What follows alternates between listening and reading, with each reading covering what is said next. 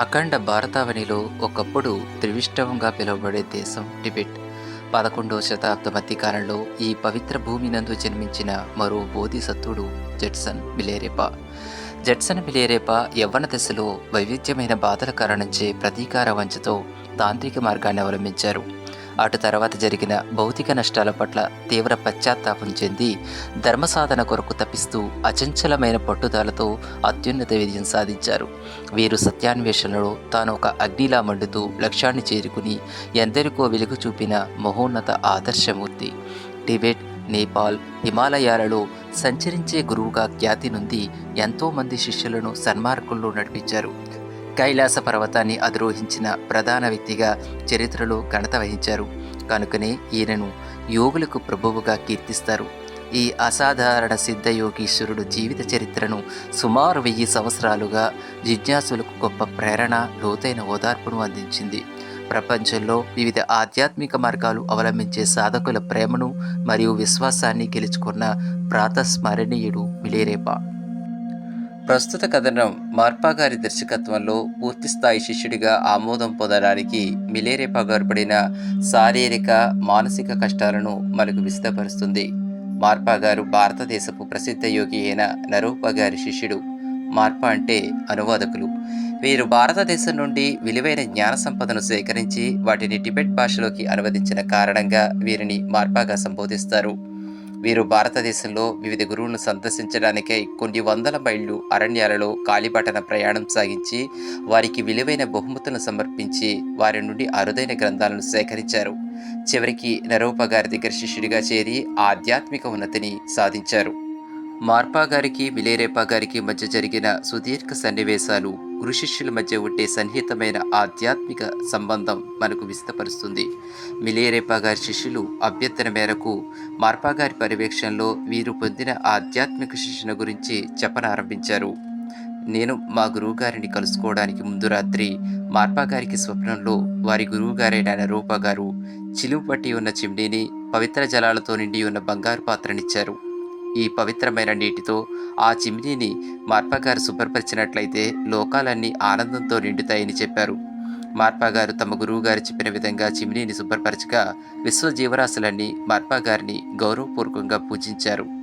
యాదృచ్ఛికంగా అటువంటి స్వప్నమే మార్పా గారి శ్రీమతి దగ్మేకాకు కూడా రావడంతో మరునాడు ఉదయం ఆమె మార్పా గారికి ఫలహారం అందిస్తూ తనకు పవిత్రమైన వస్తువును ఒకదాన్ని శుభ్రపరుస్తున్నట్లుగా స్వప్నం రావడం గురించి మార్పా గారుకు తెలియచేసింది. మార్పా గారు తనకు వచ్చిన స్వప్నం గురించి ఆమెకు చెప్పకుండా తాను పొలానికి దున్నడానికి వెళుతున్నానని, అక్కడకు అతిథులు వచ్చే అవకాశం ఉన్నందున వారికి సరిపోయేలాగా సమృద్ధిగా బీరు పంపమని చెప్పారు. దానికి ఆమె, మీరు ఎంతో పేరు పొందిన గొప్ప గురువై ఉండి మామూలు పనివారిలాగా పొలం దున్నడం తగదని ఎంత వారిస్తున్నా వినకుండా వారు పొలానికి బయలుదేరారు. అక్కడ పొలాన్ని కొద్దిసేపు దున్ని విశ్రాంతిగా ఒకచోట నా కోసం కూర్చునున్నారు. ఈ లోపల నేను రోడ్డు మీద తారసపెట్టిన వాళ్లను మార్పా గురించి అడుగుతూ చివరికి వారి అబ్బాయినే మార్పా గురించి అడిగాను. ఆ అబ్బాయి నాతో వాళ్ళ నాన్నగారు ఎప్పుడూ లేని విధంగా ఈవేళ పొలం దున్నడానికి వెళ్లారని చెప్పి మార్పా గారు ఉండే పొలం దిక్కును నాకు చూపించి వెళ్ళిపోయాడు. అతను చూపించిన దిక్కుగా బయలుదేరక పొలంలో కూర్చుని ఉన్న ఆకారాన్ని చూడగానే నా హృదయం ఒక్కసారిగా ఉప్పొంగింది. ఆయన పేరు మొదటిసారిగా విన్నప్పుడు కలిగిన అనుభూతి మరలా నాలో కలిగి పారవస్యంలో మునిగిపోయాను. ఆయన నిగ్రహించుకుని ఎంతో గౌరవంగా, మార్పా గారు ఉండేది ఎక్కడా అని అడిగాను. ఆయన నన్ను నఖశిఖ పర్యంతం ఒక్కసారిగా పరీక్షగా చూసి, నువ్వు ఎక్కడి నుండి వస్తున్నావు, నీకేం కావాలి అని అడిగారు. నేను పశ్చిమ కనుమల నుండి వచ్చాను. నా పేరు మిలారేపా. క్షుద్ర విద్యలు నేర్చుకుని ఎంతోమంది మరణాలకు కారకుడైన పాపాత్ముడను. గొప్ప జ్ఞానిగా పేరు పొందిన మార్పా గారి గురించి విని వారి వద్ద సత్యమైన విద్యను అభ్యసించి ముక్తి పొందగోర వచ్చానని చెప్పాను. చాలా మంచిది. నీవు నా కోసం ఈ పొలాన్ని దున్నిపెడితే మార్పా గారిని నీకు పరిచయం చేస్తాను అని తాగడానికి బీరిచ్చి పొలం దున్నే పనిని నాకు వదిలి వెళ్ళిపోయారు. నేను ఆ బీరు సేవించి పొలం దున్నడం పూర్తి చేశాను. తర్వాత ఒక పిల్లవాడు వచ్చి నన్ను అతని వెంట ఒక ఇంటికి తీసుకువెళ్ళాడు. అక్కడ ఒక లామాగారు పరిశుద్ధుడై మెత్తని ఆసనం మీద కూర్చునున్నారు. ముక్కు, కనుబొమ్మల మీద మాత్రం మట్టి అంటిన గుర్తులున్నాయి.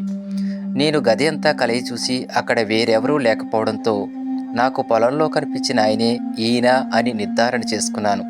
వెంటనే ఆయన, నేనెవరో నీకు తెలియకపోవచ్చు, నేనే మార్పాను కనుక నీవిప్పుడు నమస్కరించుకోవచ్చు అన్నారు. వెంటనే నేను నా నుదిటిని వారి పాదాలకు తాకిస్తూ సాష్టాంగ నమస్కారం చేసుకున్నాను.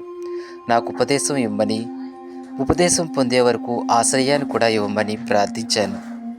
ఆయన నేను చేసిన చెడ్డ పనుల వివరాలు అడిగారు, కానీ వాటి గురించి ఆయన అంతగా పట్టించుకోలేదు. నేను నా శరీరాన్ని మనసును ఆయనకి అర్పించినప్పుడు ఆయన అంగీకరించినట్లే కనిపించారు. ఉపదేశాన్ని కానీ ఆశ్రయాన్ని కానీ ఏదో ఒకటే ఇస్తానని, రెండిటిలో ఏది కావాలో కోరుకోమని అడిగారు. అప్పుడు నేను, స్వామి, నేను ముక్తి కోరి మీ దగ్గరికి వచ్చాను, నన్ను ఎలాగో నేను పోషించుకుంటానన్నాను. అప్పటికి నేను అలా కుదిరిపడ్డాను. నా దగ్గర ఉన్న విలువైన పుస్తకాలను తీసి పీఠం మీద ఉంచబోతుండగా వాటిపై ఉన్న బొమ్మలను చూసి అవి క్షుద్ర విద్యలకు సంబంధించినవని తలచి నన్ను వారిస్తూ, వాటిని అక్కడి నుండి తీసేయి, పవిత్రమైన పూజా స్థలాన్ని ఆ పుస్తకాల స్పర్శతో అపవిత్రం చెయ్యకు అన్నారు. వాటిని నేను వేరే చోట భద్రపరిచాను. గురువుగారి భార్య నాకు అన్నం పెట్టి చక్కగా సంరక్షిస్తూ వస్తున్నారు. గురు దక్షిణ ఇవ్వడం కోసం నేను ఇతరులను ఆశ్రయించడం తప్పనిసరి అయింది. అందుచేత నేను భిక్షాటన చేస్తూ బస్తా బార్లీ గుంకులను సేకరించాను. వాటిలో సగభాగాన్ని అమ్మి ఒక పెద్ద 4 చెవులు గల రాగి పాత్రను, కొంత మాంసాన్ని, బీరును తీసుకున్నాను. మిగిలిన బార్లీని కోని సంచిలో మూట కట్టుకుని గురువుగారి ఇంట్లోకి వెళ్ళాను. ఆ మూట ఎంత బరువుగా ఉందంటే ఇంటికి చేరగానే నా వీపు మీదున్న నుండి నేల మీద పడవేయడంతో పెద్ద శబ్దమై ఇల్లంతా ఒక్కసారిగా దద్దరిల్లింది. దానితో గురువుగారు ఎగిరిపడి, ఏరా, నువ్వొక పెద్ద బలవంతుని అనుకుంటున్నావా? అవునా? నీ బల ప్రదర్శనతో నా కళ్ళ ముందే నా ఇల్లు కూలుద్దామనుకుంటున్నావా? ఆ మూటను ముందు అక్కడి నుండి తీసుకుపో అని కేకవేసి బార్లీ మూట కాలితో ఒక తన్ను తన్నారు. అప్పుడైనా ఎంత ముక్కోపిగా కనిపించారో! ఆయన నా గురువుగారి పట్ల నాకు గల విశ్వాసం ఏమాత్రం సడలలేదు. ఇక ముందు ఆయన ఎదుట ఎంత వినయంగా మెలగాలో నిశ్చయించుకున్నాను. కొంతసేపు అయ్యాక కొంచెం సందేహిస్తూనే నేను తెచ్చిన రాగి పాత్రను తీసుకొచ్చి వంగి నమస్కరిస్తూ నా గురువుగారికి సమర్పించాను. ఆ పాత్ర ఆయన చేతిలో ఉంచుకుని ప్రార్థనలో మునిగిపోయారు. కొద్దిసేపటికి ఆయన చిక్కిళ్ళ మీదుగా నీటిపుట్టు రాలడం చూశాను. ఆ పాత్ర ఎంతో విలువైనది, దీనిని నా గురువుగారైన సరూప గారికి అర్పిస్తాను అంటూ వారి గురువుగారికి అర్పించారు. దాన్ని తీసుకెళ్లి పూజాపీఠం మీద ఉంచి దీపారాధనకు ఉపయోగించే వెన్నతో దాన్ని నింపారు. ఇలా రోజులు వారాలుగా మారుతుండగా నేను ఉపదేశం కోసం రోజు ప్రార్థిస్తూ ఉన్నాను. చివరికి ఆయన ఇలా అన్నారు, ఈ కొండల్లో గొర్రెల కాపర్లు నా శిష్యులను దోచుకుంటున్నారు. నువ్వు వెళ్ళి వడగళ్ల వాళ్లతో వారి పంటలను నాశనం చెయ్యి, అప్పుడు నేను ఉపదేశం ఇస్తా అన్నారు. నేను వెళ్ళి వాళ్ళున్న ప్రాంతాలన్నింటినీ వడగళ్ల వాళ్లతో ముంచి తిరిగి వచ్చి ఉపదేశం ఇవ్వమని అడిగాను. దానికి వారు, ఏమిటి, నేను భారతదేశం వెళ్ళి ఎంతో శ్రమపడి నేర్చుకువచ్చిన జ్ఞానం పొందడానికి నువ్వు కురిపించిన ఈ వడగళ్లవాన సరిపోతుందని చెప్పాలనుకుంటున్నావా? ముందు ఇక్కడి నుండి వెళ్ళి ఈ కొండ క్రింద ప్రాంతంలోని కొండ జాతి వాళ్లను నీ మంత్రాలతో సంహరించుకిరా. వాళ్ళు నా భక్తులను దోచుకుంటున్నారు. ఈ పని చేసి గొప్ప మాంత్రికుడు అని నీ సామర్థ్యం నిరూపించుకుంటే ఈ జన్మలోనే అసలైన సత్యాన్ని నీకు బోధిస్తాను అన్నారు. దానికి నేను అంగీకరించి బయలుదేరాను. అక్కడ నిన్ను ప్రయోగించిన మంత్రాల ఫలితంగా ఆ కొండజాతి వారు ఒకరికొకరు పొట్లాడుకుని చాలామంది మరణించారు. ఈసారి నా కోరిక తీరుతుందనే పూర్తి విశ్వాసంతో వచ్చిన నాకు నిరాశ ఎదురైంది. నా గురువుగారు నాకు మంత్ర ప్రవీణ బిరుదు ప్రసాదించి నన్ను అభినందించారు. నేను ఉపదేశం ఇవ్వమని అడిగితే ఆయన పెద్దగా నవ్వి, నువ్వు ఎంత గొప్పగా ఈ పని చేస్తే మాత్రం పాప పనులకు ప్రతిగా సత్యాన్ని ఇవ్వడం ఎలా సాధ్యపడుతుంది? వెళ్ళి నువ్వు చంపిన వారందరికీ ప్రాణం పోయి నువ్వు చేసిన నాశనం అంతా మరీ సరిచేసిరా అంటూ కోపంగా మాట్లాడారు. నన్నప్పుడు ఆయన కొడతారని కూడా అనిపించింది. నిరాశతో వెళ్ళి ఏడుస్తూ ఉన్న నన్ను గురువుగారి భార్య ఓదార్చింది. ఆమె ఆయనతో రాత్రి ఏం చెప్పిందో ఏమో. మర్నాడు ఉదయాన్నే నన్ను చూసి, నిన్న నేను కొంచెం తొందరపడ్డాను, దాన్ని నువ్వు మనసులో పెట్టుకోకు, ఓర్పుతో ఉండు, నీకు తప్పక ఉపదేశం ఇస్తాను. నువ్వు కాస్త బలమైన మనిషిగా కనిపిస్తున్నావు. ఈ లోపల నా కొడుకు కోసం ఒక చిన్న ఇల్లు కట్టివు. నువ్వు ఈ పని తృప్తిగా చేశావంటే ఉపదేశం ఇవ్వడమే కాదు, నువ్వు సాధన చేసేటప్పుడు తిండి బట్ట కూడా నేనే ఇస్తాను అన్నారు. నేను సాధన చేసి నా పాపకర్మల నుండి విముక్తి పొందే లోపల మరణిస్తే నా గతేంటి అని అనుమానంతో ధైర్యం చేసి వారిని అడిగాను. ఈ లోపల నువ్వు చావు అని హామీ ఇస్తున్నాను అని స్పష్టంగా పలికారు. అలా మళ్ళీ వాగ్దానాన్ని పొందాక నేను కట్టవలసిన ఇంటి వివరాలు అడిగి పట్టుదలతో పని ప్రారంభించాను. ఇప్పుడు గతాన్ని తలుచుకుంటే నా గురువుగారు ఒకే దెబ్బకు 2 పక్షులను సాధించినట్లు తెలుస్తుంది. ఆయన ఒక ప్రదేశంలో ఇల్లు కట్టాలని అనుకున్నారు.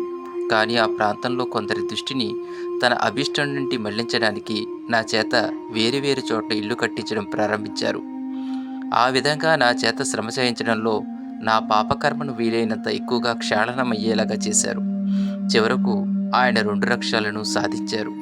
నా గురువుగారు నన్ను తూర్పు దిక్కుగా ఉన్న కొండ మీద వృత్తాకారంలో ఇల్లు కట్టమన్నారు. అది సగం పూర్తి కాగానే ఒకరోజొచ్చి, ఇప్పుడు తన మనసు మార్చుకున్నానని, కాబట్టి కట్టిన ఇంటిని పడగొట్టి ఎక్కడి నుండి తీసుకొచ్చిన రాళ్లను అక్కడ పెట్టమని ఆజ్ఞాపించారు. తర్వాత పడమటి దిక్కు కొండపై చంద్రవంక ఆకారంలో ఒక ఇల్లు కట్టమన్నారు. మరలా పూర్వంలాగే ఆ ఇంటిని పడగొట్టమన్నారు. ఆ ఇంటిని కట్టమని చెప్పినప్పుడు తన పరధ్యానంలో ఉన్నానని చెప్పగా ఆ ఇంటిని పడగొట్టి ఆ రాళ్లన్నింటినీ యథాస్థానాలకు మరలా చేర్చవలసి వచ్చింది. మూడో కట్టడం ఉత్తర దిక్కుగా త్రికోణాకారంలో కట్టమన్నారు. నేను కొంత ముందు చూపుతో ఇలా నిర్మిస్తూ పడగొడుతూ ఉంటే ధనము కాలము వృధా అవుతుందని ఆయనకు సూచించాను. తానిప్పుడు ప్రశాంత చిత్తంతో ఉన్నానని చెప్పారు.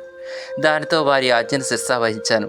ఆ క్రొత్త ఇల్లు రూపురేఖలు దిద్దుకుంటుండగా గురువుగారు ఒకరోజు అక్కడికి వచ్చి ఇంటిని ఈ ఆకారంలో ఎందుకు కడుతున్నావని గద్దించారు. నేను కలతపడుతూ మీరు చెప్పిన ఆజ్ఞ ప్రకారమే చేస్తున్నానని గుర్తు చేశాను. నేనేం అటువంటి ఆజ్ఞ ఇవ్వలేదు. ఒకవేళ నేను అటువంటి ఆజ్ఞ ఇచ్చినట్లయితే నేను చెప్పినట్లు సాక్ష్యం ఏమిటి? ఈ మాయదారపు ముక్కోణపు ఇంట్లో నన్ను నుంచి నీ మంత్రాలతో నన్ను సంహరించుదామనుకుంటున్నావా? నీ క్షుద్రశక్తులన్నీ ఈ ఇంటి చుట్టూ మూగి ఉన్నాయి. త్వరగా ఇంటిని పడగొట్టి రాళ్ళన్నీ తీసి ఈ ప్రదేశాన్నంతా శుభ్రం చేయి అన్నారు కోపంగా. ఇక చేసేది లేక ఒక్కొక్క రాయిని పెకిలించాను. ఈయన్ను సంతృప్తిపరచడం నా వల్ల కాదని తీవ్ర వేదనలో మునిగిపోయాను. అప్పటికే నా 2 గోడల మధ్య పెద్ద పుండు ఏర్పడింది. ఆయనకు చూపించడానికి కూడా ధైర్యం చాలలేదు. నేను ఎంత కష్టపడుతున్నానో తెలియడానికి ఆ గాయాన్ని చూపిస్తున్నావా అంటారేమోనని వారి భార్యకు కూడా విషయం చెప్పలేదు. ఎలాగైనా వారికి నచ్చజెప్పి నాకు ఉపదేశం ఇప్పించమని ఆమెను బ్రతిమలాడుకుంటూ మౌనంగా నా పని నేను చేసుకుంటూ పోతున్నాను. కన్న తల్లి లాంటి ఆమె తన భర్తతో ఇల్లు కట్టడం విప్పడంతో నేనెంతో అలసిపోతున్నానని, ఏదో కొంతైనా ఉపదేశించమని ప్రార్థించింది. ఆయన ఆమెతో, నువ్వు వెళ్ళి భోజనానికి వాణ్ణి కూడా పిలుచుకురా అన్నారు. వెంటనే ఆమె భోజనం తయారు చేసి నన్ను పిలుచుకు వెళ్ళింది. ఆ రాత్రి భోజనానంతరం గురువుగారి నాతో, ఒరే మంత్రగాడా, నేను చేసిన పనులకు నిన్నట్లాగా నన్ను నిందించుకు. ఇప్పుడు నేను కొంత బోధిస్తాను అంటూ 3 విధాలైన త్యాగాల గురించి నాకు బోధించారు. ఇది కేవలం స్థూలమైన బోధ మాత్రమే. అసలైన జ్ఞానాన్ని నువ్వే కష్టపడి సాధించుకోవాలి అంటూ తన గురువైన నరోపా గారి జీవిత గాథ కొంత చెప్పారు. నీలాంటి వాడికి మాత్రం అలా కష్టపడి సాధించడం అసాధ్యమేమోనని నాకు అనిపిస్తుంది అన్నారు. ఆ మాటలు నా హృదయాన్ని సూటిగా తాకి నా కళ్ళల్లో నీళ్లు గిర్రను తిరిగాయి. ఇక ముందు ప్రతి విషయంలోనూ గురువాజ్ఞను పాటించి తీరాలని దృఢంగా నిశ్చయించుకున్నాను. కొద్ది రోజులు గడిచాక తనతో పాటు ఆయన నన్ను అలా నడిపిస్తూ బయటికి తీసుకెళ్లారు. ఆయన మొదటి ఇల్లు కట్టాలని నిర్ణయించుకున్న స్థలం దగ్గరకు మేము చేరగానే అక్కడ మామూలుగా ఉండే 9 అంతస్తుల మేడ నిర్మించమన్నారు. ఈసారి దాన్ని పడగొట్టమని చెప్పనని, నేనెంతో కాలంగా పొందాలని తప్పించిపోతున్న ఉపదేశాన్ని నాకు తప్పక ప్రసాదిస్తానని ఎంతో నమ్మకంగా నాకు ఆయన చెప్పారు. ఇది వరకు నీ పొందిన అనుభవాల దృష్ట్యా ఈ ఇంటి విషయంలో మీ భార్యను సాక్షిగా ఉంచండి అని అభ్యర్థించాను. ఆమె ఇదంతా విని, సాక్షిగా ఉండడానికి నాకేమీ అభ్యంతరం లేదు, కానీ ఆయన నా మాటను ఏమీ లెక్క పెట్టరంది. ఇది విని గురువుగారు ఆమెతో, నేను చెప్పినట్లు నువ్వు సాక్ష్యం ఉంటావా? ఉండు. నీకు ఇష్టం లేకపోతే నీ పని ఏదో నువ్వు చూసుకో, నా పని నేను చూసుకుంటానన్నారు. ఆ మాత్రం హామీ పొందిన తర్వాత నేను మరలా కొత్త భవనానికి పునాదులు వేయడం ప్రారంభించాను. 3 జ్యేష్ఠ విద్యార్థులు కలిసి సరదాగా ఒక పెద్ద శిలను ఒక దానిని ఇల్లు కట్టే స్థలానికి మోసుకొచ్చారు. చక్కని కుదిరికతో ఉండడం వల్ల నేను ఆ శిలను పునాదుల మీద ఇంటికి ఒక మూల అమర్చాను. ఆ రాయి గురువుగారు కంటపడ్డ సమయానికి నేను 2వ అంతస్తు వేస్తున్నాను. నా పనిని పర్యవేక్షిస్తూ ఆ రాయిని చూడగానే గురువుగారు, ఎక్కడి నుంచి తెచ్చావి ఈ రాయిని అని అడిగారు. మీ శిష్యులు 3 కలిసి సరదాగా ఇక్కడ తీసుకొచ్చారండి అన్నాను. అట్లా అయితే దాన్ని ఉపయోగించడానికి నీకు అధికారం లేదు. దాన్ని బయటికి తీసి వాళ్ళెక్కడి నుంచి దాన్ని తెచ్చారో మళ్ళీ అక్కడికి చేర్చు అన్నారు. ఇల్లు కట్టాక మళ్ళీ ఈసారి పడగొట్టించనని ఆయన ఇచ్చిన హామీని గుర్తు చేశాను. ఉపదేశం పొందిన నా ముఖ్య శిష్యులను ఇంటి కూలీలుగా నువ్వు వాడుకుంటే ఊరుకుంటానని నేనేమీ హామీ ఇవ్వలేదు. అయినా నేను ఇల్లంతా పడగొట్టమంటం లేదు కదా, ఆ ఒక్క రాయి తీసేయి అంతే అన్నారు. కానీ ఆ పెద్ద రాయిని తొలగించడానికి ఆ పక్క గల గోడంతా కూర్చవలసి వచ్చింది. మరలా ఆ పెద్ద రాయిని యథాస్థానానికి చేర్చాను. ఆ పని నేను పూర్తి చేసిన వెంటనే గురువుగారు నా దగ్గరికొచ్చి, "కావాలంటే ఆ రాతిని తీసుకొచ్చుకుని నీకు కావలసిన చోట అమర్చుకోవచ్చు" అన్నారు. ఇప్పుడు నేనొక్కడినే దాన్ని తీసుకుని వచ్చి దానిని ఇంటికి అమర్చుకోవాలి. అయినా ఎలాగో కష్టపడి నేను ఆ పని సాధించగలిగాను. నా శారీరక స్థితికి చిహ్నంగా ఆ గొప్ప శిల అలాగే నిలిచిపోయింది. నేను భవనాన్ని నిర్మిస్తున్న ప్రదేశాన్ని ఖాళీగా ఉంచాలని నిర్ణయించిన గ్రామస్తులు వారిలో వారు మార్పాగారు నిజంగానే ఇల్లు కట్టేస్తున్నాడా ఏమి అనుకోవడం మొదలుపెట్టారు. అయితే ఇంతకుముందు మార్పాగారు నా చేత ఇల్లు కట్టడం, పడగొట్టించడం చూసి ఈసారి కూడా పడగొట్టిస్తారని వారు మోసపోయారు. నా చేత కట్టించే ఇల్లు శాశ్వత నిర్మాణం కాదని, వారు సాధకునికిచ్చే ఆధ్యాత్మిక శిక్షణే గాని శారీరక శ్రమ కాదని ప్రజలు గుర్తించే లోపల నేను 7వ అంతస్తుకు చేరుకున్నాను. అప్పటికి చాలా కాలం గడవడంతో ఆ స్థలం మీద మార్పాగారికి హక్కు ఏర్పడింది. ఆ రోజుల్లోనే నాకు వీపు మీద రెండో కురుపు లేచింది. ఆ సమయంలోనే గురువుగారు ఉపదేశోక్రతును ఒకదానిని ఏర్పాటు చేశారు. నేను నిర్మిస్తున్న భవనం చాలా వరకు పూర్తయింది కనుక గురుదక్షిణగా ఇల్లు సరిపోతుందని చెప్పి గురువుగారి భార్య అభ్యర్థులతో నన్ను చేరమనడంతో నేను కూడా వారిలో చేరాను. కానీ నా ఆశలన్నీ ఏమయ్యాయో తెలుసా?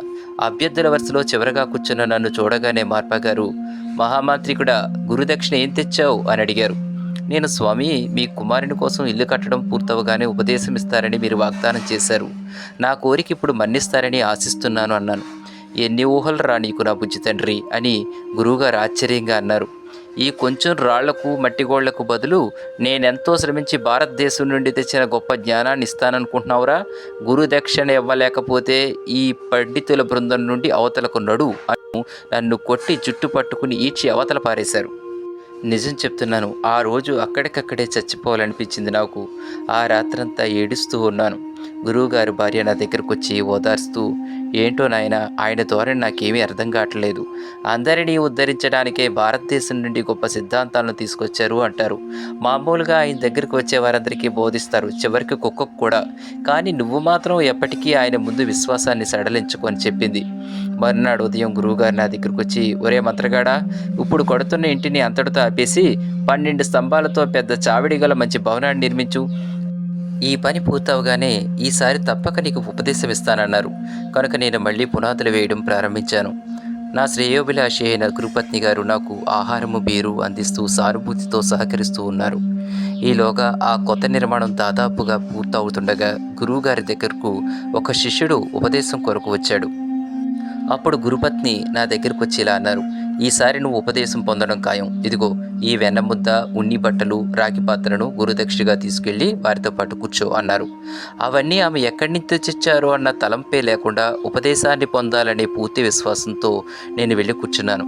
నా గురువుగారు నన్ను చూసి, "మంత్రగాడా, ఎందుకు ఇక్కడికి వచ్చి కూర్చున్నావు? ఏది నువ్వు తెచ్చిన గురుదక్షిణ?" అని అడిగారు. గురుపత్ని ఇచ్చిన వస్తువులను వారి ముందుంచాను. అయితే అవన్నీ ఆయనకు శిష్యులు తెచ్చిన కానుకలే.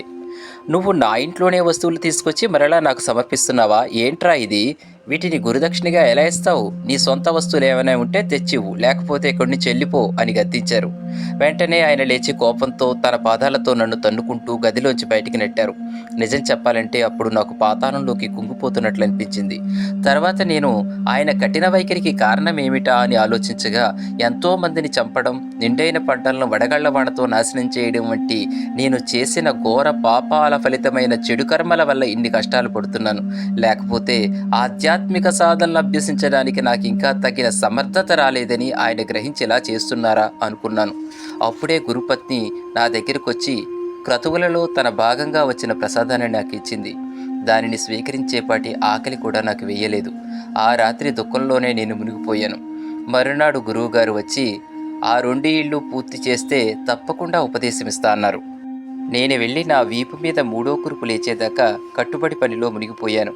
ఇప్పుడు 3 కురుపులలో నుండి చీము, నెత్తురు కారడం ప్రారంభమైంది. నిజానికి నా వీపంతా ఒక పెద్ద పుండైపోయింది. అప్పుడు నా గాయాలను ప్రేమమూర్తి అయిన ఆ తల్లికి చూపించక తప్పలేదు.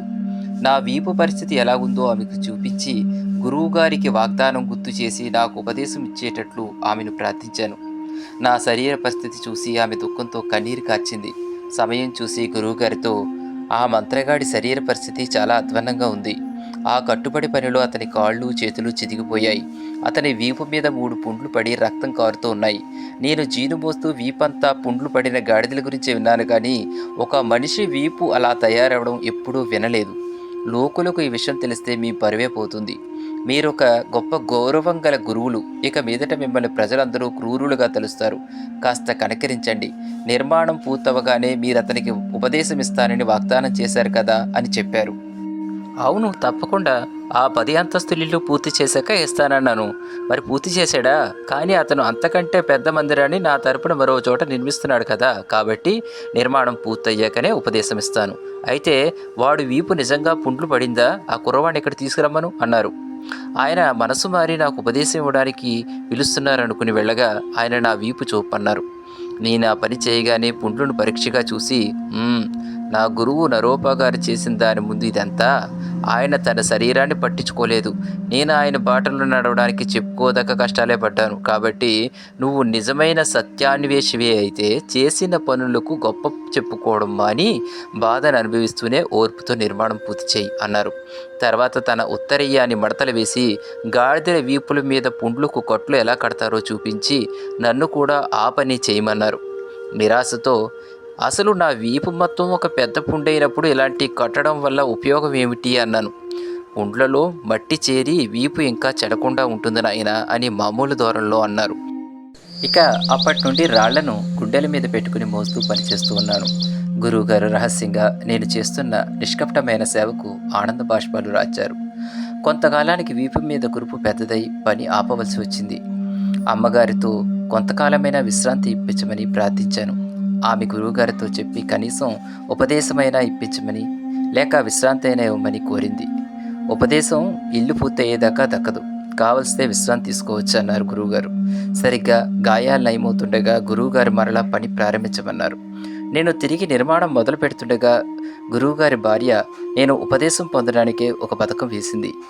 ఆమె చెప్పినట్లుగా నేను నా సరంజామా అంతా మూట కట్టుకుని ఇల్లు విడిచి కొంత దూరం వెళ్ళేసరికి ఆమె పరిగెత్తుకుంటూ నా వద్దకు వచ్చి ఇంట్లో నుండి వెళ్ళిపోవద్దని వారిస్తూ ఎలాగైనా గురువుగారికి నచ్చజెప్పి వెంటనే ఉపదేశం ఇచ్చేటట్లు చూస్తానని నటించడం మొదలెట్టింది. అలా మేమిద్దరం రోడ్డు మీద నిలబడి వాదించుకుంటుండగా మార్పా గారు, మీరిద్దరూ ఏం చేస్తున్నారు అక్కడ? ఏమిటి మీరేసే నాటకం అన్నారు. ఈ మంత్రగాడు మీ దగ్గరకు ఉపదేశం కోసం వచ్చి దెబ్బలు తిట్లు తప్ప ఏమీ దక్కలేదని, ఇలా ఇక్కడే చచ్చిపోయే కంటే వేరే గురువుని చూసుకోవడానికి వెళ్తున్నట్లు చెప్తున్నాడు. నేను అతన్ని వెళ్లకుండా ఆపడానికి ప్రయత్నిస్తున్నాను అంది. అదా విషయం అంటూ మార్పాగారు నన్ను కొట్టడానికే నా వైపుకు వస్తూ, నువ్వు ఇక్కడికి వచ్చిన వెంటనే నీ అంతట నువ్వు శరీరాన్ని, వాక్కును, మనసును నాకు అర్పించావు. ఇప్పుడు ఎక్కడికి పోదాం అనుకుంటున్నావు? నిన్ను 100 ముక్కలుగా నరికేసే హక్కు కూడా నాకుంది. అలా నేను చేసిన ఎవరూ ఆపలేరు కూడా అంటూ నా చేతిలోని సంచిని లాక్కుని ఇంటిలోకి వెళ్ళిపోయారు. ఇక నా దుఃఖానికి అవధం లేకుండా పోయింది.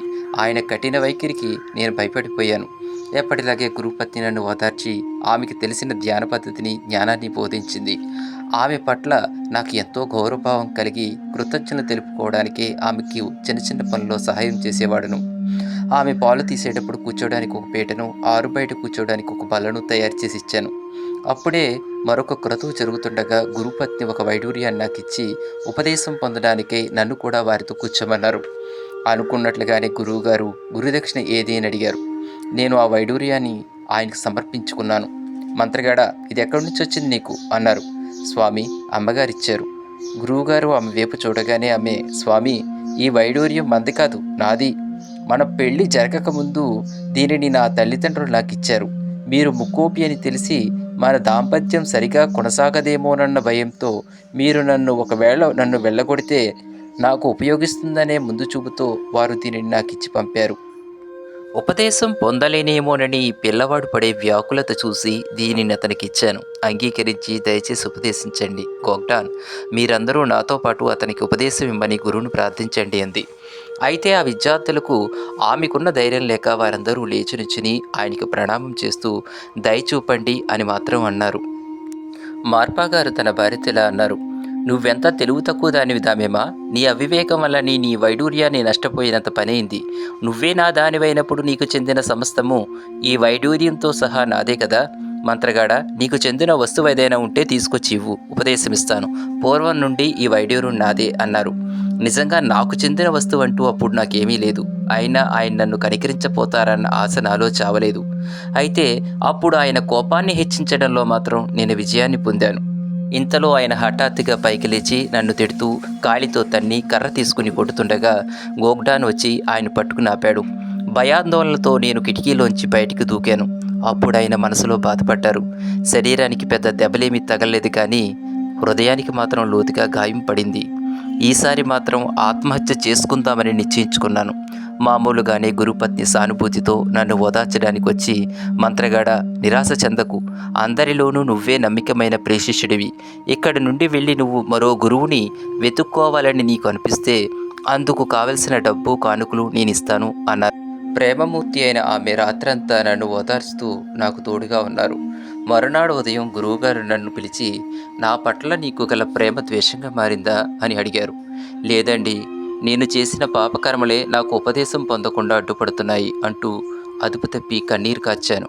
ఏమిటిది, ఇలా ఏడుస్తూ నన్ను కించపరుస్తున్నావా అని కోప్పడ్డారు. నా గుండె బద్దలవుతుందేమోననిపించింది. వేగంగా నేను ఆ గదిలో నుంచి బయటపడ్డాను. ఏదో ఒక కానుక సమర్పించకపోతే వీరి దగ్గర నుండి నేనేమీ పొందలేను. ఇక్కడి నుండి ఎక్కడికైనా వెళ్ళి ఎలాగోలాగా డబ్బు సమకూర్చుకునే మార్గం చూడాలి, లేకపోతే వేరే ఎవరి దగ్గరనైనా ఉపదేశం పొందాలి అనుకుంటూ రాత్రంతా ఆలోచించాను. ఉదయాన్నే గురువుగారి వెళ్ళి విడిచి ఒక గ్రామం చేరుకున్నాను. మధ్యాహ్నం బిచ్చమెత్తుకుని కొన్ని గిన్నెలు అరువు తెచ్చుకుని భోజనం తయారు చేసుకుని తిన్నాను. నేను తెచ్చిన గిన్నెలను తిరిగి ఇచ్చేందుకు వెళుతుంటే ఒక వృద్ధుడు నన్ను ఆపి, చాచా, నువ్వు యువకుడివై ఉండి పనిచేసే సామర్థ్యం ఉండి కూడా అడుక్కుని తింటున్నావా? నీకు చదవడం వచ్చుంటే సద్గ్రంథాలు చదివిస్తూ వినిపిస్తూ నీ పొట్ట పోషించుకోలేవా? ఎంతకు నీకు చదువు వచ్చా అని అడిగాడు. నా వృత్తి భిక్షవృత్తి కాదని చెప్పాను. మంచిది, అయితే మా ఇంటికి వచ్చి సత్గ్రంథాలు చదివి నాకు వినిపించు, నేను నీకు తగిన మూల్యాన్ని ఇస్తానన్నాడు.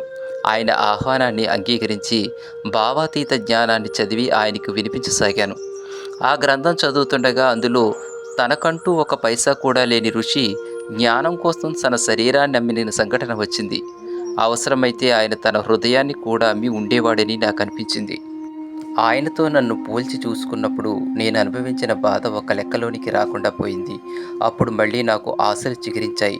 మరలా గురువుగారిని కలుసుకోవడానికే వచ్చిన త్రోవనే తిరిగి వెళ్ళి గురుపత్నికి నమస్కరించగానే ఆమె ఆనందంతో పొంగిపోయింది. నువ్వు చాలా మంచి పని చేశావు. ఎందుకంటే నువ్వు వెళ్ళిపోయావని చెప్పగానే ఆయన కళ్ళనీళ్లు కూడా పెట్టుకుని భగవత్ప్రసాదమైన తన శిష్యుడు తన వద్దకు తిరిగి రావాలని ప్రార్థన చేశారు అంది. ఆమె గురువుగారి దగ్గరికి వెళ్ళి, మంత్రగాడు మనల్ని విడిచి ఉండలేక తిరిగి వచ్చాడు, అతన్ని వచ్చి నమస్కరించుకోమని చెప్పంటారా అంది. ఆయన ఆమెతో, మన మీద ప్రేమ వల్ల కాదులే వాడు తిరిగి వచ్చింది, అయినా వచ్చి నమస్కరించుకోవచ్చు అన్నారు. నేను వెళ్ళి నమస్కరించగానే, మంత్రగాడ, ఇలా ఎప్పుడూ సంసిగ్ధంలో ఉండకు. నిజంగా ఉపదేశం పొందాలని నీకుంటే నీ జీవితాన్ని త్యాగం చేయడానికి కూడా సిద్ధపడి ఉండాలి. ఇప్పుడు వెళ్ళి ఆ ఇంటి పని పూర్తి చేయి, నీ కోరిక తీరుతుంది. నీకు ఇంకేమైనా సందేహాలుంటే మాత్రం వెళ్ళిపో, అట్లాంటప్పుడు నీకు తిండి కూడా దండగా అవుతుంది అన్నారు. ఇక మాట్లాడడానికి నాకు ధైర్యం చాలక అక్కడి నుండి వచ్చేశాను. కొంతకాలం గడిచిన తర్వాత గురుపత్నితో, అమ్మా, నాకు మా అమ్మను చూడాలనిపిస్తుంది. నాకు గురువుగారు ఉపదేశం ఇవ్వనని బాగా అర్థమవుతుంది. ఆయన చెప్పినట్లు ఇల్లు పూర్తి చేసినా ఏదో వంకతో తాట వేస్తారు. అందుచేత దయచేసి నన్ను ఇంటికి వెళ్ళనివ్వండి అంటూ వంగి నమస్కరించారు. అప్పుడు ఆమె, నువ్వు చెప్పింది నిజమే, నేను నీకు మరొక గురువును చూపిస్తాను. ఆయన నీ గురువుగారి శిష్యుడు గోగ్డాన్ జుడోర్. వీరు క్రిందటిసారి ఉపదేశకులతో కూడా వచ్చారు. నువ్వు కొంతకాలం ఇక్కడే ఉండు, ఈలోగా వారికి ఇవ్వాల్సిన వస్తువులు సమకూరుస్తాను అన్నారు. ఆమె చెప్పినట్లుగానే వారికి గురుదక్షిణ ఇవ్వడానికే నరూపా గారి జపమాల, పూలదండ రెండింటినీ మార్పా గారి గదిలోంచి రహస్యంగా సత్కరించి వాటితో పాటు నాకు ఉపదేశం ఇవ్వమని గోగ్డాన్ కోరుతూ మార్పా గారు రాసినట్లుగా ఒక ఉత్తరం రాసిచ్చి వారిని కలుసుకోవడానికే వివరాలు చెప్పి పంపారు. ఆమె తెలియజేసిన వివరాల ఆధారంగా టిబెట్లోని మధ్య ప్రాంతంలోని గోగ్డాన్ ఇంటికి చేరుకున్నాను. సరిగ్గా అదే సమయంలో ఆయన శిష్యులకు ఆధ్యాత్మిక బోధ కావిస్తున్నారు. అందులో వివరించి చెప్పేవాడిని నేనే, వినేవాడిని నేనే, నీకు జగద్గురువును నేనే, భక్తుడిని, ప్రపంచ స్థితిగతులకు అతీతంగా ఉన్నవాడిని నేనే, నేను ఆనంద స్వరూపిణి అని చెప్తున్నారు. అదే సమయంలో నన్ను దూరం నుండే ఆయన గుర్తించారు. నేను ఆయనకు నమస్కరించాను. వారు ఆధ్యాత్మిక ప్రసంగం చేస్తున్న సమయంలో నేను అక్కడికి వెళ్ళడంతో అది శుభశకునంగా భావించి భవిష్యత్తులో నేను సిద్ధపురుషునవుతానని గ్రహించారు. అటు తర్వాత నేను మార్పా గారికి బొత్తిగా తీరిక లేకుండా ఉన్నందున నాకు ఉపదేశించడానికే వీలు లేదని, అందువల్ల వారు నన్ను ఇక్కడికి పంపారని చెప్పి నరోపా గారి వస్తువులు ఉత్తరం వారికిచ్చాను. అప్పటికైన నేను మంత్రగాడిని అని గుర్తుకొచ్చింది. నరోపా గారి వస్తువులు ఆయన చూడగానే భావావేశం పొంది అమితమైన సంతోషం కలిగింది. వెంటనే గొప్ప వేడుకను జరపమని శిష్యులను ఆజ్ఞాపించారు. తర్వాత ఉత్తరం చదివి నాకు ఉపదేశాన్ని తప్పకుండా ఇస్తానని చెప్పేసరికి ఆనందంతో నా హృదయం పొక్కిపోయింది. కానీ తర్వాత వారి మాటలు విన్నాక నా ఆశలు అణగారిపోయాయి. ఆయన నాతో, నా శిష్యులను డల్లని ప్రాంతంలో దొంగలు దోచుకుంటున్నారు, అక్కడ వడగళ్ల వాన కురిపించి వారికి ఒక గుణపాఠం చెప్పిరా, తర్వాత నీకు ఉపదేశం ఇస్తాను అన్నారు. క్షుద్ర విద్యలు నేర్చుకున్నందుకు గాను ఆ రోజు నన్ను నేను కసితీరా తిట్టుకున్నాను. గతంలో చేసిన పాపకర్మల నుండి విముక్తి పొందడానికై ఇక్కడికి వస్తే మళ్ళీ ఇంకొక పాపాన్ని చేయమని చెప్తున్నారు అని బాధపడ్డాను. ఇక వేరే దారి లేక ఆ గ్రామానికి వెళ్ళి ఒక వృద్ధురాలింట్లో బస చేశాను. మంత్రపఠనం గావించగానే మేఘాలు కమ్ముకుని చిన్నగా వాన ప్రారంభమైంది. ఈ వ్యవహారం అంతా చూసి ఆ ఇంటి ముసలామే ఆకలి చావు చావలసి వస్తుందని శోకించడం మొదలుపెట్టింది. ఆమె దీనావస్థకు నా హృదయం కదిలిపోయింది. ఆమె పొలం ఆ ఊరిలో ఏ దుక్కున ఉందో అమెరికగా పటం గీయమని ఆ పటం మీద వేయించుకునే మూకుడును బోర్లించాను. ఆమె పొలానికి ఎటువంటి నష్టం కలగకుండా ఏకాగ్రతతో భావించాను. అలా చేశాక ఆమె పొలం తప్ప మిగతా పొలాలన్నీ వానవృత్తునికి నాశనమయ్యాయి. ఆమె పొలం పచ్చగా కలకల్లాడుతూ ఉంది. ఆ తుఫాను బీభత్సానికి చెట్ల కింద అనేక పక్షులు, జంతువులు చచ్చిపడి ఉన్నాయి. వాటిని చూసేసరికి నేను చేసిన పనికి నన్ను నేను అసహించుకున్నాను. చనిపోయిన పక్షులను, జంతువులను ఏరుకుని నా టోపీలోనూ కోటిలోనూ వాటిని నింపుకుని గోగ్డానింటికి చేరి వారి ముందు కుప్పగా పోశాను. గురూజీ, నేను ఇక్కడకు జ్ఞానం పొందుదామని వచ్చి మరింత పాపకరమని పొందాను. ఇంతటి దుర్మార్గుడైన నన్ను కాస్త కనికరించండి అంటూ ఏడ్చాను. అప్పుడు ఆయన ఇలా అన్నారు, నిరాశ చెందకు, నా యందు నమ్మకముంచు. నువ్వు సృష్టించిన తుఫాను వల్ల చనిపోయిన జీవులకు ఏ హాని జరగదు అంటూ కళ్ళు మూసుకుని కొన్ని నిమిషాలు మౌనంగా ఉండి చిటికెలు వేయగానే చచ్చిపోయిన పక్షులన్నీ రెక్కలాడిస్తూ గాలిలోకి ఎగిరిపోయాయి. జంతువులు వాటి స్థానాలకు వెళ్ళిపోయాయి. లామాగారిలోని బుద్ధత్వపు చిహ్నాలను చూశాను. నా హృదయం ఆనందంతో పొంగిపోయింది. చివరికి ఎలా అయితేనే ఉపదేశం పొందాను. మార్పాద్ గారి నుండి గోగ్డాన్ పొందిన ఉపదేశమే నాకు లభించింది. సాధన కొరకై ఒక గుహను నిర్మించుకొని కొన్ని రోజులు సాధన చేశాను. నేనెంత మెలకువతో సాధన చేసినప్పటికీ మార్పా గారి అనుమతి లేకుండా చేయడం వల్ల ఆధ్యాత్మిక పురోభివృద్ధి పొందలేకపోయాను. ఒకరోజు గోగ్డాన్ గారు గుహ వద్దకు వచ్చి, నీ ధ్యానంలో ప్రత్యేకమైన అనుభవం అయినా వచ్చిందా అని అడిగారు. లేదు అని చెప్పాక, ఆయన ఎక్కడో పెద్ద దోషం ఉంటే తప్ప ఈ రకమైన సాధన ఫలించకపోదు, ఏమై ఉంటుంది అని ఆయన ఆలోచిస్తుండగా నాకు మాత్రం లోపం ఎక్కడుందో అర్థమైంది. కానీ చెప్పే ధైర్యం లేక ఆగిపోయాను. ఈ లోపల శక్తివంచన లేకుండా ధ్యానం కొనసాగించాను. ఇలా ఉండగా మార్పా గారి నుండి ఒక ఉత్తరం వచ్చింది. తన కుమారుని ఇంటి కప్పు వేయడానికి పనికి వచ్చే కలపను పంపమని, తర్వాత గృహప్రవేశం జరుగుతుందని, ఆ సమయంలోనే తన కొడుకు ఉపనయనం కూడా జరుగుతుందని, కనుక గోగ్డాను స్వయంగా రావాలని కోరారు. మరియు ఆ వెధవ తోప అక్కడుంటే నీతో పాటు తీసుకురా అన్నారు. వెంటనే గోగ్డా నా వద్దకు వచ్చి ఉత్తరం చదివి వినిపించారు. ఆయన నాతో దీనిని బట్టి ఉపదేశం పొందడానికి మార్పా గారి అనుమతి పొందలేదని నాకు తోస్తుంది అన్నారు. నా తప్పిదాన్ని ఒప్పుకుని గురువుగారి అనుమతి లేకుండా గురుపత్ని ఉత్తరం రాసి ఆ వస్తువులను ఇచ్చి పంపారు అని చెప్పాను. అందువల్లే నీకు సాధనలో ఈ అనుభవం కలగలేదన్నారు. ఆ తర్వాత గోగ్డాన్ గారు గురుదక్షిణ ఇవ్వడానికై వారి దగ్గరున్న సమస్త సంపదను తీసుకుని బయలుదేరారు. అయితే ఒక కుంటి పేకను మాత్రం ఆయన వదిలేశారు. గోగ్డాన్ గారి భార్య కూడా పొడిగా చేసిన జున్నును శ్రీమతి మార్పా గారికి కానుకగా పంపింది. మార్పా గారికి కానుకగా ఇవ్వమని సిల్కు ఉత్తరయాన్ని నాకిచ్చారు.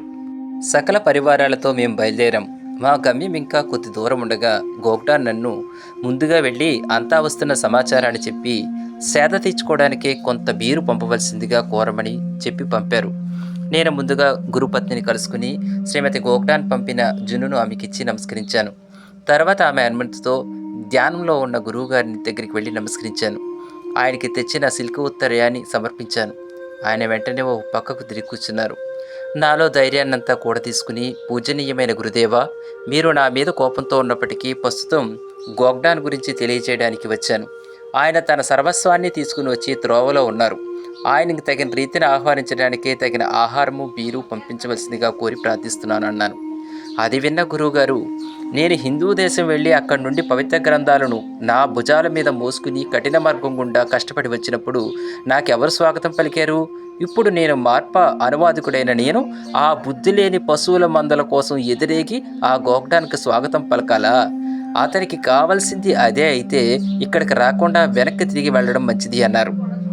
నేను గాబరా పడుతూ అమ్మగారి దగ్గరికి వెళ్ళి మార్పాగారు ఇలా అంటున్నారని చెప్పాను. అప్పుడు ఆమె, మీ గురువుగారు శీఘ్రకోపి, గోగ్డాన్ ఉత్తముడు, ఆయన్ని తగిన రీతిని ఆహ్వానించాలి, నాతో రా, ఇద్దరం కలిసి ఆయనకి ఎదురెళ్దాం అంటూ మిగతా శిష్యులను సముద్దుగా బీరు తెమ్మని చెప్పి నాతో పాటు ఆహ్వానించడానికి వచ్చారు. గృహప్రవేశ మహోత్సవంతో పాటు గురువుగారి పుత్రుడు ఉపనయనం కూడా జరుగుతూ ఉండడంతో బ్రహ్మాండమైన విందు ఏర్పాటు చేశారు. అందరి కోసం భోజనాలు ఏర్పాట్లు చేశారు. సాంప్రదాయ కృతులైన తర్వాత గోగ్డాన్ తను తెచ్చిన కానుకలన్నీ గురువుగారి ముందు సమర్పించి ఇలా ప్రార్థించారు. పరమ పూజ్యులైన గురుదేవ, నాతో పాటు నా దగ్గర ఉన్న సర్వస్వము మీది. నాకున్న సర్వస్వాన్ని మీకు అర్పించుకుంటున్నాను. అయితే ఒక కుంటి మేకను తేలేక అక్కడే వదిలి వచ్చాను. నా ఈ సమర్పణ అంగీకరించి మీ ముఖతః ఉపదేశాలను, నాకు అవసరమైన పవిత్ర గంధాలను ప్రసాదించండి అని నమస్కరించుకున్నారు. మార్పా గారు చాలా సంతోషపడి ఇలా అన్నారు, నీకు కావాల్సిందేదో నేను చెప్తాను. నా దగ్గర కొన్ని అపురూపమైన గ్రంథాలు, సమర్థవంతమైన సత్యాలున్నవి. అవన్నీ యుగాల తరబడి జన్మ పరంపరలో కుట్టుపోకుండా ఒక్క జీవితంలోనే జ్ఞానాన్ని ప్రసాదించగల మార్గానికి చెందినవి. అయితే అటువంటి జ్ఞానాన్ని ఇవ్వడానికి కొన్ని కఠిన నిబంధనలు అనుసరించవలసి ఉంటుంది. అందుచేత నువ్వు ఇంటికి తిరిగి వెళ్ళి ఆ కుంటి మేకను కూడా తీసుకురాని పక్షంలో నేను నీకు జ్ఞానం ఇవ్వలేనేమో అనిపిస్తుంది అన్నారు. ఆ మేకను కూడా తానే తీసుకువస్తే మార్పా గారు ఆఖరి ఉపదేశం కూడా ఇస్తారనే నమ్మకంతో మరునాడు ఉదయమే గోగ్డాన్ తిరిగి వెళ్ళి తన భుజాల మీద ఆ కుంటి మేకను మోసుకొచ్చారు. ఆయన భక్తికి కరిగిపోయిన గురువుగారు ఇలా అన్నారు, జ్ఞానం కోసం సత్యమైన కోరిక ఉన్న శిష్యుడు నీలా ఉండాలి. నిజానికి ఆ కుంటి మేక నాకు ఎందుకు పనికిరాదు. అయినా జ్ఞానం యొక్క విలువను, అవసరాన్ని తెలియపరచడం కోసం అలా చేశాను అన్నారు. తర్వాత గోగ్డాన్ తనకు అవసరమైన గ్రంథాలను, ఉపదేశాన్ని పొందారు.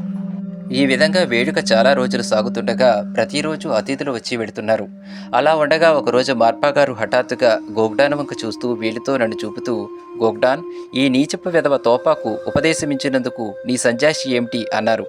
దీనుడైన గోగ్డాన్ వణికిపోతూ, గురుదేవ, మీరే స్వయంగా ఉత్తరంలో తోపాకు ఉపదేశం ఇవ్వమని ఆజ్ఞాపించి నరోపా గారి జపమాల, పూలదండ కూడా పంపారు. నా వల్ల ఏ పొరపాటు జరగలేదు అంటూ వినయంగా తలవంచుకున్నారు. గురువుగారి దృష్టి ఆ వైపు మళ్ళింది. వేలితో నన్ను చూపుతూ, అవన్నీ నీకెక్కడివి అని ప్రశ్నించారు. నాలో భయం ఆవరించి వణికిపోతూ అవన్నీ అమ్మగారిచ్చారన్న నిజాన్ని వెల్లడించాను. వెంటనే గురువుగారు ఆమెను దండించడానికై ఆసనం మిందించి లేవగా ఆమె ముద్దు చూపుతో చాకచక్యంగా పూజా గదిలోకి వెళ్ళి తలుపులేసుకుంది. మార్పా గారు తలుపులపై దబదబా బాది వెనకకు తిరిగి వచ్చి గోగ్డాన్తో నరోపా గారి వస్తువులు వెంటనే తీసుకురమ్మని ఆజ్ఞాపించారు. గోగ్డాన్ మౌనంగా నమస్కరించి బయలుదేరాడు. ఇంటి బయట నేను గోగ్డాన్ కలుసుకుని నన్ను కూడా వారితో పాటు తీసుకువెళ్ళమని ప్రాధేయపడ్డాను. కానీ అందుకు ఆయన భయపడి, గురువుగారి ఆజ్ఞ లేకుండా నిన్నిప్పుడు తీసుకుని వెళ్ళలేను. సమయం వచ్చినప్పుడు నేను చేయగలిగిందంతా చేస్తానన్నారు. ఉపదేశం పొందాలన్న తపనతో ఇంతమందిని ఇందులో ఇరికించి దోషం చేశాను. ఇక నాలో ఆశ పూర్తిగా నశించి విరక్తితో ఆత్మహత్య చేసుకోవడానికి సిద్ధపడ్డాను. అప్పుడు గోగ్డాన్ ఇలా అన్నారు, ఆ పని మాత్రం చెయ్యకు. మన శరీరంలో గల చైతన్య శక్తి దైవీ సంపద అని పవిత్ర గ్రంథాలు, మహిళలు చెప్తున్నారు. కనుక స్థిమితంగా ఉండు. ఎవరో ఒకరు నీకు తప్పక ఉపదేశమిస్తారు, వేచి ఉండు అంటూ నన్ను ఓదార్చారు. మరికొంతమంది శిష్యులు కూడా అక్కడికి చేరి నాపై సానుభూతి చూపుతూ నన్ను సముదాయించారు. అప్పటి నా బాధ ఎంతటిదంటే ఆవేదంతో నా హృదయం బరువెక్కి నా గుండె పగిలేటట్లయింది. ప్రచండమైన కోపంతో ఉన్న గురువుగారు కొద్దిసేపటికి ఆయన ధోరణి మారి ప్రశాంత వదనులై ప్రకాశించారు. అక్కడ జరుగుతున్నవన్నీ తెలుసుకున్న ఆయన కళ్ళల్లోంచి ఆనంద బాష్పాలు రాలుతుండగా ఇలా అన్నారు, సరైన జ్ఞానపిపాసి పరిస్థితి ఇలాగే ఉంటుంది. నేను ఎట్లా తయారు చేద్దామనుకుంటున్నానో సరిగ్గా మంత్రగాడు అలాగే తయారయ్యాడు. నా శిష్యులందరినీ ఇక్కడికి రమ్మనండి అన్నారు. వెంటనే ఒకరు గోగ్డాన్ దగ్గరికి వెళ్ళి, కరుణామయుడైన గురువుగారు అందరినీ రమ్మంటున్నారు అన్నాడు. అది విన్న నేను, గురువుగారు అందరి పట్ల ప్రేమగా ఉంటారు, ఒకరి పట్ల మాత్రం కఠినంగా ఉంటారని ఏడ్చాను.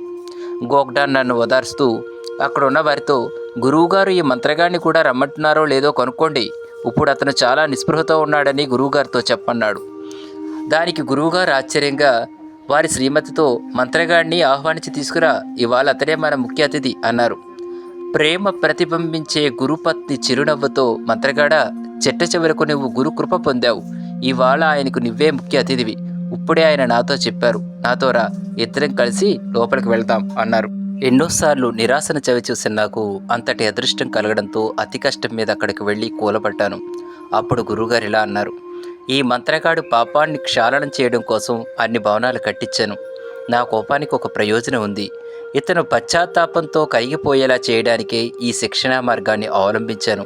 ఇప్పుడిక అతని చెడ్డ కర్మ కొద్దిగా మిగిలి ఉంది. దానిని సాధనతో తొలగించుకోవాలి. ఇప్పుడు నేను అతనికి ఉపదేశం ఇచ్చే జ్ఞానం బోధిస్తాను.